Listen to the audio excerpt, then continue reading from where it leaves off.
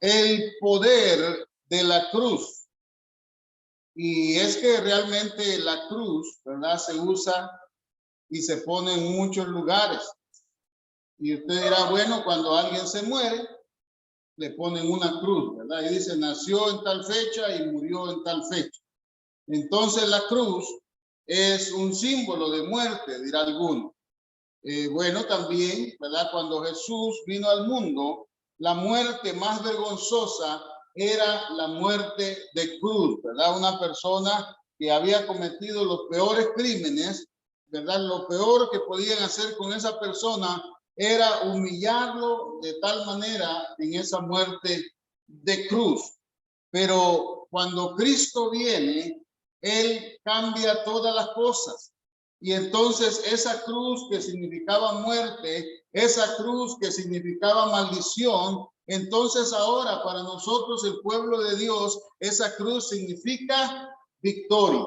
Amén. Significa victoria. Esa cruz entonces recibe el privilegio, ¿verdad?, de poder llevar sobre ella a nuestro Salvador, a nuestro Señor Jesucristo. Y por eso ahora entonces la cruz, ¿verdad?, también se utiliza en algunos templos, en algunos logotipos, como el logotipo de nuestro concilio, ¿verdad? Tiene una cruz y tiene una corona. Y entonces la idea, ¿verdad?, de eso es que no hay una corona sin una cruz, ¿verdad? Hay que uno pues también tomar la cruz, como dijo Jesús, cada día. El que quiera venir en pos de mí, niéguese a sí mismo, tome su cruz cada día y síganme, ¿verdad? Y por ahí, pues, ese es otro tema que podemos desarrollar otro día. Pero hoy vamos a hablar del poder de la cruz de Cristo. ¿Qué hace especial la cruz? ¿Qué hace especial la cruz, verdad? Y bueno, no solamente podemos hablar acerca de usarla, de ponerla, de identificarla, porque la cruz también, ¿verdad? De un tiempo para acá se ha utilizado como símbolo del cristianismo. Entonces se pone, como le digo yo, en algunos templos, sea afuera, en una imagen, sea ¿verdad?, decorativa, o sea, atrás del púlpito, de alguna manera. Pero no es en sí la cruz, no es así, ¿verdad?, el elemento que tenga el poder, sino el valor que obtuvo por el sacrificio que se ofreció sobre ella. En este caso, el sacrificio de Jesús. Entonces, hay muchas personas, ¿verdad?, que se han, como dice, pasado al extremo, y todos los extremos son malos. Alguien decía, bueno, la cruz también es como un balance, ¿verdad? Porque Jesús estaba en medio y estaban los dos lados por ahí, no estaba ni a la derecha, no estaba ni a la izquierda. Entonces, muchas personas utilizan la cruz como un amuleto. E incluso, ¿verdad?, por ahí en algunos tipos de películas o representaciones o creencias religiosas, creen que con enseñar una cruz, ¿verdad?, los demonios van a huir o van a salir de una persona, pero eso no está comprobado por la palabra de Dios. Entonces, el agarrar la cruz y andarla poniendo y creyendo que la cruz en sí tiene un poder o hay que adorarla o hay que venerarla, entonces se convierte en una idolatría. Y eso Dios lo aborrece, ¿verdad? ¿Por qué? Porque cargar una cruz en el cuello o poner una cruz, ¿verdad?, en la entrada de nuestra casa o en un negocio o algo así, no nos va a proteger, ni mucho menos nos puede perdonar, ni nos puede dar salvación. La cruz en sí, solita, no puede hacer nada, ¿verdad? Lo que sí nos hace merecedores de la salvación es a través de la gracia, que es el regalo de Dios, ¿verdad?, que nos dio Cristo al ocupar nuestro lugar en la cruz del Calvario. Eso es lo que hace especial, ¿verdad? Pero vamos a ver muchas cosas más. Entonces, por medio del sacrificio de Cristo en la cruz del Calvario, entonces hay un poder. En ese sacrificio en la cruz del Calvario hay un poder de varias cosas. Número uno, libertad a la humanidad, libertar a la humanidad. ¿De qué necesita ser libre la persona? Bueno, necesita ser libre de la condenación, porque dice la palabra del Señor en San Juan capítulo 3, ¿verdad? De que el que no cree ya ha sido condenado, o sea, la condenación ya está dada. Por eso dice la palabra del Señor que cuando Cristo ocupa nuestro lugar en la cruz del Calvario, entonces el acta de decretos que nos era contraria a nosotros, o sea, que nos condenaba a nosotros, la quitó en medio y la clavó en la cruz, ¿verdad? ¿Por qué? Porque a través de su sacrificio, su muerte en la cruz del Calvario, Él pagó el precio de nuestro pecado. Él ocupó nuestro lugar. Ahí Cristo en la cruz nos estaba representando a cada uno de nosotros. Entonces, ¿por qué la cruz liberta al hombre? ¿Y de qué lo liberta? Bueno, porque las personas, los seres humanos que todavía no han rendido su corazón y su vida al 100% a Jesús, que no han puesto su confianza en Jesús, entonces llevan en su vida una carga de ansiedad, llevan en su vida una carga de culpa, ¿verdad? Por todas las cosas. Usted ve mucha gente hacer muchas cosas desagradables a Dios y usted dirá, de esa gente no sentirá culpa. Bueno, claro que sí, ¿verdad? Porque Satanás es así. Satanás primero hace que la gente haga las cosas desagradables a Dios y después lo acusa, después lo condena, ¿verdad? Después le dice que para qué vas a buscar de Dios, para qué vas a orar, para qué vas a leer la Biblia, si mira, tú no mereces nada. Entonces, él viene y trae esa culpa. Entonces, la culpa no viene de parte de Dios. La culpa y la acusación vienen de parte de Satanás. Entonces, claro, la palabra de Dios dice, ¿verdad? A través de sus enseñanzas, que por causa del pecado hay una culpa, obviamente. Y entonces esto es lo que viene a libertar el sacrificio de Cristo. ¿Por qué? Porque nos viene a quitar esa culpa, viene a pagar esa cuenta que nosotros teníamos pendiente, que teníamos que pagar. Entonces el pecado es algo universal, ¿verdad? No importa el país, no importa el idioma que hable la persona, la raza que tenga, ¿verdad? El pecado va a andar buscando siempre meterse y la naturaleza humana, ¿verdad? Que es una naturaleza pecaminosa, siempre va a estar inclinada al pecado. Y es necesario entonces la salvación. Todas las personas del mundo, no importando el país, no importando el color, la raza, no importando la posición, el estrato social, no importando, ¿verdad? El estudio que tengan, toda persona necesita ser salvo, porque la palabra de Dios dice, por cuanto todos pecaron, están separados, están destituidos, están alejados de la gloria de Dios, ¿verdad? Y no puede haber nada peor para una persona, para un ser humano, que estar alejado de Dios. ¿Por qué? Porque la palabra de Dios dice que sin Dios nada podemos hacer. Dios es amor. Entonces una persona sin Dios es una persona sin amor. Dios es la fuente de toda alegría, de todo gozo verdadero. Entonces una persona que no tiene a Dios no tiene gozo, no tiene alegría, ¿verdad? Entonces todo lo podemos en Él. Con Dios todo lo podemos. Más poderoso es el que está con nosotros que el que está en contra de nosotros. Entonces, ¿qué pasa cuando alguien no tiene a Dios? Jesús dijo, sin mí nada podéis hacer, ¿verdad? Sin la ayuda de Dios no podemos hacer nada. Entonces, destituidos de la gloria de Dios por causa de la culpa, por causa del pecado. Pero el sacrificio de Cristo trae una reconciliación, trae una restauración de esa relación entre el ser humano y Dios. Viene entonces a limpiar la vida del ser humano, a limpiar su corazón, a cambiar su mente y por tanto su conducta. Y entonces ya esa persona empieza a caminar en una novedad de vida, una vida guiada por el Espíritu de Dios, una vida entonces que va a buscar siempre la santidad. La santidad, ¿verdad? Es estar apartado, separado para Dios. Nuestros pecados fueron llevados en la cruz del Calvario. Jesucristo llevó nuestros pecados en su cuerpo. Él llevó el castigo. Dice la Biblia que el castigo de nuestra paz fue sobre él. Él llevó nuestras enfermedades. Él llevó nuestros dolores, ¿verdad? Todo eso lo vemos en Isaías, el profeta, que nos está explicando todo lo que Cristo llevó, lo que Él sufrió, fue despreciado, fue desechado, dice, entre los hombres.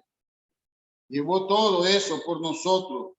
Murió por nuestros pecados, pero no se quedó muerto. Al tercer día resucitó. Porque si no, entonces dice el apóstol Pablo que vana sería nuestra fe, vana sería nuestra predicación, ¿verdad? Porque todo el mundo se puede morir, pero no todo el mundo va a resucitar aquí en la tierra, ¿verdad? Sino que los que mueren en Cristo van a resucitar después para poder encontrarse con el Señor y con aquellos que seamos transformados, dice la palabra del Señor. Por tanto, entonces, el poder de la cruz, ¿de qué liberta? De la esclavitud del pecado. ¿Por qué? Porque dice la palabra de Dios que el que comete y el que practica pecado es esclavo de ese pecado. Pero Jesucristo vino para traer libertad. Libertad del pecado. Jesús entonces también viene a traer la cura para los efectos del pecado. Porque el pecado tiene sus consecuencias. No solamente desagradar a Dios, sino que lo que se siembra también se cosecha. Entonces, Él viene a quitar eso, ¿verdad? Porque si la persona ya no va a practicar el pecado, entonces, por lo tanto, no va a cosechar las consecuencias del pecado. ¿Cómo elimina el pecado el Señor? Allá en el Antiguo Testamento, se hacía algo en el sistema de sacrificios que Dios mismo le estableció al pueblo para que pudieran entender, ¿verdad?, cómo se representaba el sistema de transferencia, o sea, que se transfiere hacia otra persona. En este caso era hacia un animalito. En Levíticos capítulo 4, del verso 13 al 21, que lo puede leer después, Levíticos 4, del 13 al 21, entonces el sacerdote venía y ofrecía un animal. El animal era sacrificado, era muerto, ¿verdad? Moría como representación de aquella persona que había pecado. Entonces la persona traía el animalito y lo sacrificaba, pero ponía las manos sobre ese animalito como una transferencia de pecado. Simbólicamente los pecados de la persona pasaban al animalito, entonces el animalito tenía que morir, ¿verdad? Realmente la persona tenía que morir, pero al llevar un sustituto, que en este caso era el animalito, entonces ya la persona no moría, sino que quien moría era el animalito. Eso era una representación de lo que luego, más adelante, cuando habla Juan el Bautista, anunciando, ¿verdad?, la venida de Jesús, entonces él está diciendo, he aquí el Cordero de Dios que quita el pecado del mundo. ¿Por qué? Porque él llevó sobre sus hombros, sobre él mismo, el pecado de toda la humanidad. Y el pecado destituye, el pecado separa, el pecado aleja de la gloria de Dios. Y es la única oportunidad que la Biblia menciona que Jesús no dice Padre al Padre Celestial, sino que le dice, Dios mío, ¿por qué me has desamparado? Él se sintió tan lejos de su Padre Celestial que incluso ya no lo sintió como Padre, sino que lo vio únicamente como Dios por causa del pecado sobre él. Entonces, él llevó el pecado. Los pecados, ¿verdad?, del ser humano, del individuo, estaban siendo transferidos al animal en el sacrificio del Antiguo Testamento, y el animal estaba siendo sacrificado para simbolizar el pago del precio de los pecados, los cuales, ¿verdad?, acarrean muerte, porque la paga del pecado es la muerte, dice la palabra del Señor. Entonces, así es que funcionaba la transferencia en el Antiguo Testamento, ¿verdad? Algo espiritual, y que también, entre paréntesis, tenemos que tener mucho cuidado. Por eso el apóstol Pablo le decía a Timoteo, no impongas tu mano con ligereza, porque hay transferencia de espíritu también. Entonces, si Dios no nos ha mandado a ponerle manos a cualquier persona, no se la pongamos, ¿verdad? Porque puede haber una transferencia de allá para acá y de aquí para allá. Entonces, Jesús, ¿verdad? Ya dijimos, tomó nuestro lugar y llevó nuestros pecados en la cruz del Calvario. Y entonces nos liberó de la esclavitud del pecado, porque Él venció al pecado, Él venció a Satanás, Él venció la muerte en la cruz del Calvario y nos dio libertad. Por eso dice la palabra, si el Hijo os libertare, seréis verdaderamente libres. ¿Y quién nos vino a libertar? El Hijo. Amén. Entonces también el poder, hermano, que trae el sacrificio de Cristo en la cruz es que crea un deseo de justicia. Crea un deseo de justicia. Entonces, el poder de ese sacrificio en la cruz hace que una persona tenga el deseo de amar y de hacer lo que es bueno, lo que es correcto, lo que es puro, lo que es verdadero. ¿Quién es el único que puede poner ese deseo? Dios, ¿verdad? A través de nosotros ver, conocer y saber lo que Cristo hizo por nosotros. ¿Era justo que Cristo muriera por nosotros? No, no era justo. Lo justo es que cada quien pagara sus propios pecados, ¿verdad que sí? Pero Él entonces ocupó nuestro lugar, nos ofreció esa salvación por gracia. ¿Y qué significa gracia? Significa un regalo, significa un favor que no merecía. Y así es como a nosotros nos dieron la salvación. Una persona va a intentar y tiene que buscar la perfección aquí en la tierra. Y humanamente no lo puede lograr, ¿verdad? Solo la obra de Cristo nos puede a nosotros perfeccionar. Pero el saber lo que Cristo hizo por nosotros en la cruz, entonces nos va a motivar o nos va a dar sed de nosotros buscar la perfección. Perfección en la obediencia a lo que el Padre Celestial en su palabra nos ha establecido. No hay ninguna ley que pueda cambiar el corazón de la persona. Lo puede obligar a hacer algo. Pero como dijo un día un niño, ¿verdad? Le dijeron, doble sus rodillitas para orar. Y el niño estaba parado así, dijo, yo no me quiero arrodillar. Doble sus rodillitas para orar. Y él dijo, no me voy a arrodillar. Y en eso le dijeron, bueno, si usted no se arrodilla, va a tener problemas. Y entonces dijo el niño, bueno, me voy a arrodillar. Pero cuando ya estaba arrodillado, dijo, estoy arrodillado por fuera, dice, pero por dentro yo sigo parado. Entonces en su corazón él seguía parado, seguía con esa necedad de no querer obedecer. Entonces, no hay ley que pueda cambiar el corazón de la persona. Ninguna amenaza de un castigo puede hacer que alguien quiera hacer lo correcto.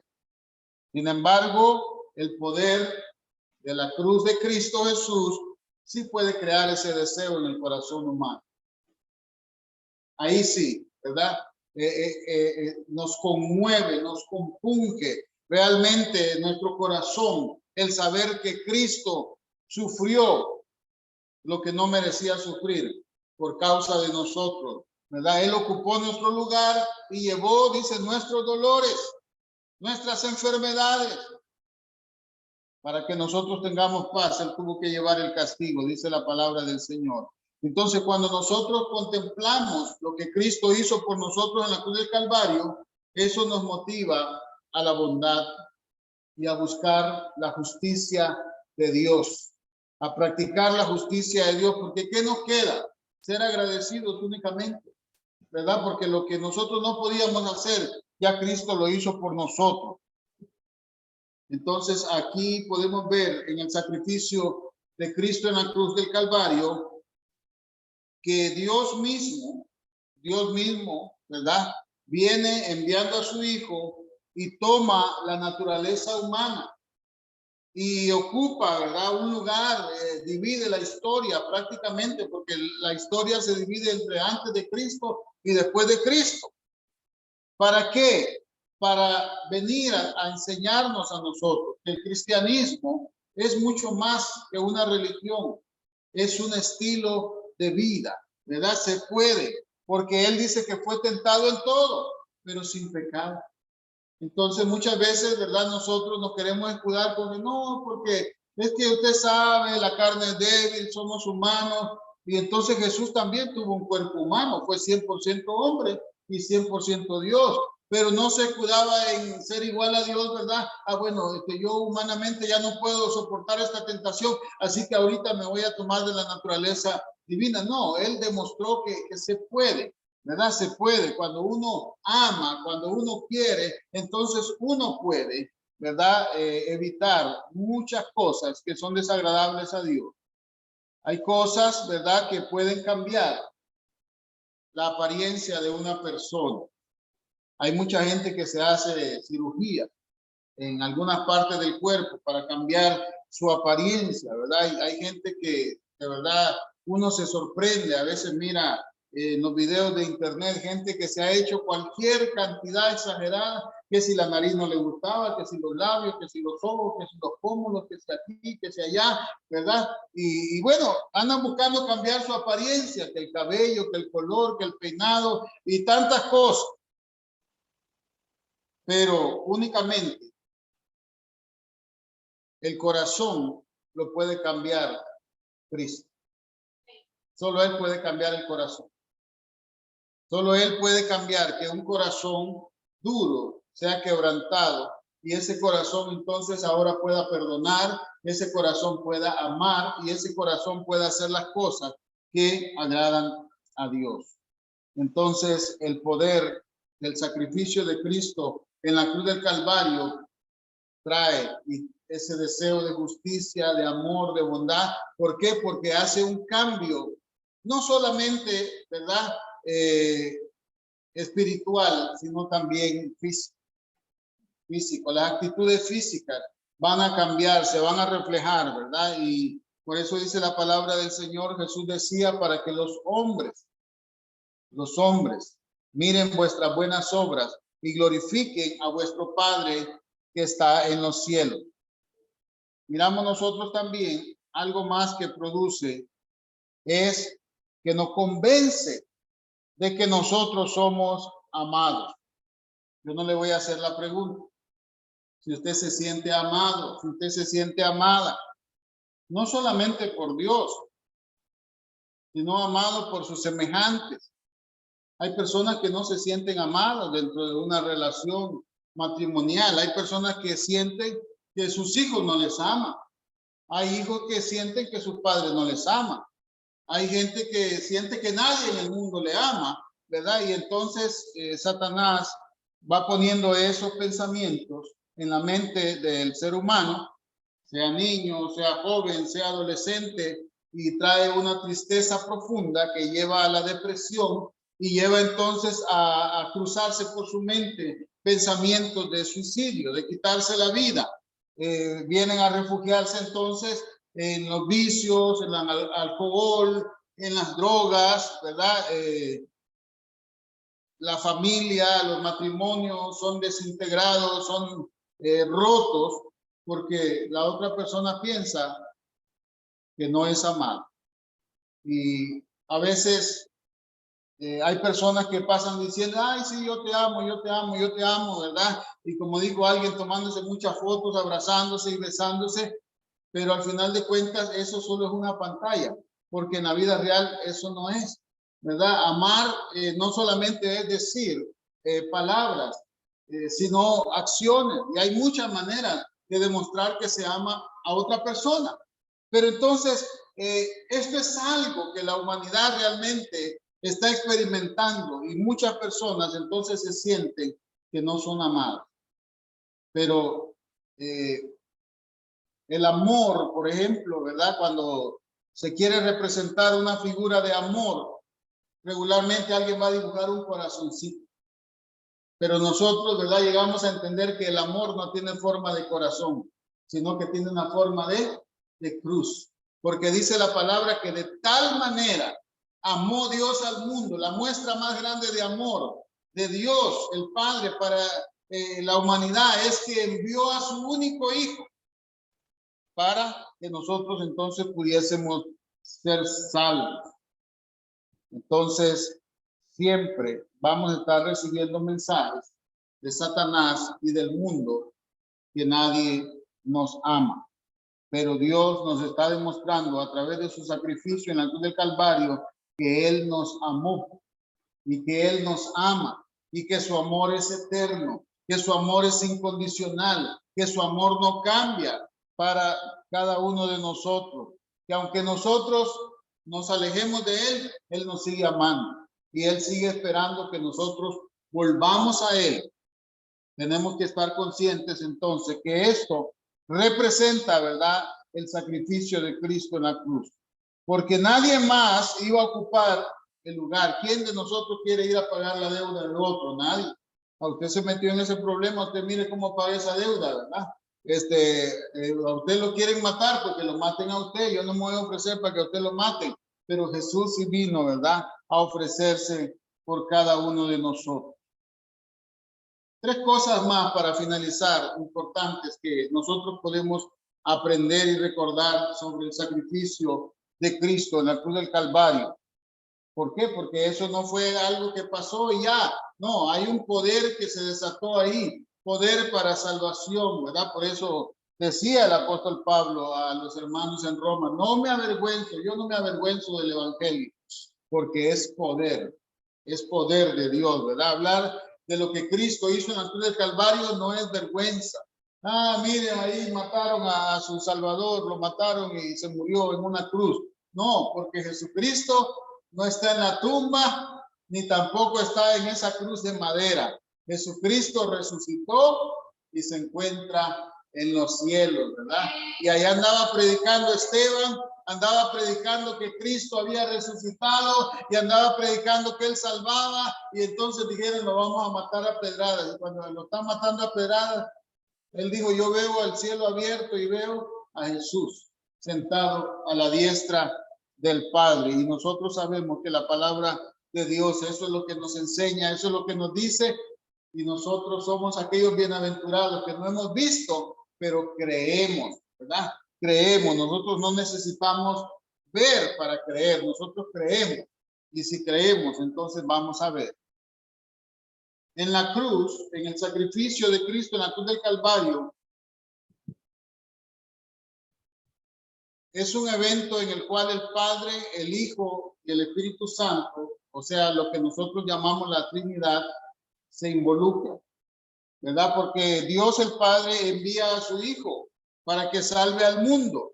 El Hijo se somete a la voluntad del Padre y el Espíritu Santo, ¿verdad?, aplica la obra de redención a todos los seguidores de Jesús. Pero mire aquí, vamos a ver varias citas para que usted las anote y las lea después despacio porque son muchos versículos. La redención, que es el rescate, el volver a comprar, porque Él nos creó, somos propiedad de Él, pero fuimos vendidos al pecado, entonces Él vino a rescatarnos, a redimirnos a través de su sacrificio en la cruz del Calvario. La redención es predestinada por el Padre. Dice Efesios capítulo 1, versos 3 al 6. Efesios 1 del verso 3 al 6. Ahí entra el Padre. Fue realizada por el Hijo, Efesios 1 del 7 al 10. Y aplicada por el Espíritu, Efesios 1 del 13 al 14. Entonces Dios Padre no retuvo al Hijo. Y el Hijo se rindió al Padre. Sin embargo, escuche bien, el Padre no está sacrificando al Hijo. ¿Por qué? Porque el Padre, el Hijo y el Espíritu poseen una sola voluntad. Amén. Una sola voluntad. Entonces el Hijo estuvo dispuesto a venir a salvarlo. Y él dijo, a mí nadie me quita mi vida. Yo mismo la entrego, yo mismo la ofrezco. Entonces el sacrificio, aunque únicamente apareciera que es el trabajo del Hijo, ¿verdad? Ahí está el Padre, el Hijo y el Espíritu Santo. Los tres, ¿verdad? La Trinidad está funcionando ahí en la salvación. Número 2, la cruz entonces trae una nueva definición del poder en el reino. Eso es importante porque estamos hablando del poder de Dios. ¿Cómo entonces redefine el poder en el reino? Jesús anunció que el reino de Dios ha venido. Y eso fue lo que él empezó a predicar. Arrepentidos y convertidos porque el reino de los cielos se ha acercado. Y nosotros eso es lo que estamos predicando, el evangelio del reino, las buenas nuevas del reino. Aquí en este reino terrenal, ¿verdad? Que está gobernado por gobernantes terrenales, usted sabe que las cosas van de mal en peor. Pero en el reino que nosotros representamos, hermanos, se prepara ahorita y está todo preparado para lo mejor. Está, hermano, preparado el día de nuestra graduación. Está preparado las bodas del Cordero. Está preparado, hermano, las coronas, los galardones para todos. Eso es lo que dice la palabra del Señor. Eso es lo que predicamos en nosotros. Entonces, en medio de tanto caos, en medio de tanta enfermedad, en medio de tanta muerte, en medio de tanta miseria, el poder del reino de Dios no ha cambiado. No ha perdido su poder. No está en quiebra, no está la economía mal en el reino. La economía del reino sigue siendo la mejor. Por eso nosotros creemos en la provisión de Dios, que Él nos provee y Él nos proveerá todas nuestras necesidades, dice la palabra del Señor en Filipenses 4, versículo 19, conforme a sus riquezas en gloria, las riquezas del reino. Amén. Entonces, por eso nosotros no tenemos que afligirnos ni amedrentarnos, ¿verdad? Porque Él es el que nos sostiene. El reino de Dios se revela. Las escrituras, ¿verdad? Están hablando de cómo Dios manifestará su reino en la tierra. Mire desde allá en Génesis. A Adán y a Eva, Dios le da la tarea de gobernar la tierra, de señorear sobre los animales. Pero ellos no oyeron las instrucciones de Dios, sino que apareció Satanás representado en forma de una serpiente y les dice, con que Dios les dijo que no coman del fruto de ese árbol. Pero si ustedes comen, ustedes van a ser como Dios. Entonces prácticamente les incitó y ellos obedecieron, ¿verdad? Y obedecieron a la serpiente, a Satanás, y desobedecieron a Dios para poder tomar poder a su manera, no a la manera que Dios les había dado el poder a ellos. Mire qué tremendo. Eso está en Génesis capítulo 3, verso 5. Y de ahí en adelante, hermanos, todos los seres humanos van a buscar siempre hacer lo mismo. Siguen, ¿verdad?, los hijos de Babel o Babilonia, que es la ciudad opuesta al reinado de Dios. Ellos quieren hacerse grandes, quieren hacerse un nombre, quieren llegar hasta el cielo. Quieren llegar al cielo a su manera, construyendo, ¿verdad?, una gran torre. Y así no se llega al cielo. Había un cántico por ahí, existe, que dice que para ir al cielo no se necesita ser un astronauta ni ser un aviador, ¿verdad? Entonces, por métodos humanos no va a llegar nadie al cielo, solamente a través de Jesucristo, que es el camino al Padre. Entonces Jesús viene, ¿verdad?, a redefinir el poder del reino, porque el Hijo viene a buscar, a mostrar el poder, viene a mostrar la fuerza a través de la debilidad. ¿Cómo así de la debilidad? Él no viene a explotar su poder, ¿verdad?, como lo quiso hacer Adán y Eva. Él no viene, ¿verdad?, a quererlo hacer en métodos humanos como lo quisieron hacer los de la Torre de Babel, sino que Él viene, y dice Filipenses capítulo 2, del 5 al 6, dice que Él no escatimó el ser igual a Dios como cosa que aferrarse, sino que Él se humilló hasta lo sumo, tomando condición de hombre. Y estando en la condición de hombre, entonces se hizo siervo y se ofreció, ¿verdad? Y murió por todo, pagó el precio por todo. Y por cuanto Él se humilló y Él obedeció, dice la palabra que el Padre lo exaltó hasta lo sumo, hasta lo más alto, y le dio un nombre sobre todo nombre, para que en el nombre de Jesús se doble toda rodilla. ¿Ve cómo el poder? Por eso dice la palabra de Dios, el que se humilla será exaltado. ¿Quiere ser grande en el reino? Sea el servidor de todo. Pero la humanidad, ¿verdad?, influenciada por pensamientos satánicos, quiere buscar el poder a través de otras maneras. Él se convirtió entonces en servidor de todo. Punto número 3, y es lo que tiene que ver con lo que vamos a hacer a continuación. La cruz, ¿verdad?, el sacrificio de Cristo en la cruz inaugura el nuevo pacto. En la última cena Jesús interpreta su muerte como traer el nuevo pacto. O sea, a partir de ahí empieza el nuevo pacto. Dice, es por su cuerpo y su sangre que se forma una nueva comunidad. Como una nueva comunidad. Bueno, se forma la iglesia de Cristo, el cuerpo de Cristo aquí en la tierra, que está conformado por cada uno de nosotros. Así que nadie se debe sentir triste. Ay, pero es que aquí habemos poquitos y hay en otras congregaciones que hay más. Hermano, somos parte del mismo cuerpo. Entonces todos espiritualmente estamos unidos y unidos por la misma sangre de Cristo Jesús.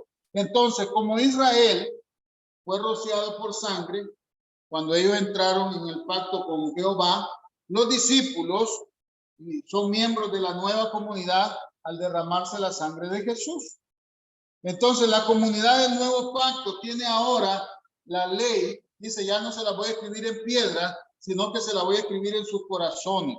Y todos conocemos, ¿verdad?, a Dios, porque el Espíritu Santo nos lo revela a nosotros. Jeremías capítulo 31, verso 33 al 34.